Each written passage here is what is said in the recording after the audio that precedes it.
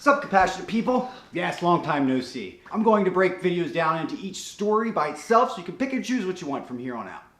Let me know what you guys think of it. So, Bladen County has decided to post a law against protesters. There'll be a link down below to both the news article on this and the PDF document of the ordinance itself. In the video that you can find down below, Sheriff McVicker gives a whole plethora of reasons, but the reality is they actually say in the document and in the clips that it is because of the protesters who appeared at Rise Up last February 1st at the Tar Heel Smithfield facility and protested. Now, what does this ordinance do? Well, they are very careful in the way they word certain things and what they're saying in the ordinance, which I encourage you all to read. They are talking about ways to limit the protest. This was literally, when you read through this, you know this is about last year at Tar Heel. They're saying protesters don't have the right to be within 25 feet of a crosswalk, a public road, etc., which is everywhere we would be able to protest at the Tar Heel facility is off limits and we'd be arrested.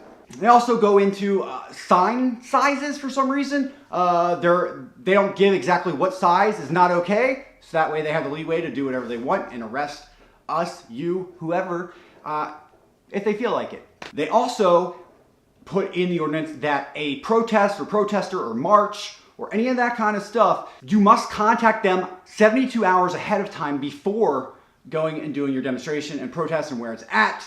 They also want you to put down the anticipated number of people coming to this protest, exactly where it's at. They want your phone number, your address, all these other things. And then if they decide that you can get it, you will receive a receipt of notification that you have to keep with you and display to the police officers during the protest when asked.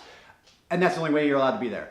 So basically, if you read through this ordinance and you know what happened last year and you know what the area looks like where we are going to be protesting, you know that there's no place really for us to protest there now, because the Smithfield property would be where we're hitting, and the road is like right there, the crosswalk is right there, the facility is right there where the road goes in, and even across the street, there is not that much of a shoulder, and really nobody's going to want to protest far away from the facility because you're not exactly getting the message out to people and being able to speak with some of the poorer people who are forced to work there, which we had many amazing conversations last year, and those holding vigils have had amazing conversations there. So this is probably going to turn into an issue maybe worse than last year. This year I'm going to be actively asking and encouraging everybody to please, at the very least, wear a GoPro and keep cameras rolling, especially if an officer or somebody else starts speaking loudly or they get in an argument. You need to make sure that's recorded. Treat the press like they did last year, or any of us really. It sounds like this is probably going to be a worse confrontation. Certainly not what any of us want. We just want to express our constitutional rights. And it's funny that they touch on the bill like they're trying to stay within those parameters to keep us safe and keep everybody safe. But the reality is that this is going to make it impossible for anyone to protest this giant mega corporation that's sending all this money back to China, exploiting the local people, the town, and obviously the waterways and stuff that were just destroyed by the recent hurricane, because of the hog lagoons and all this just awful, disgusting stuff. Down below, you'll find the number to contact the sheriff.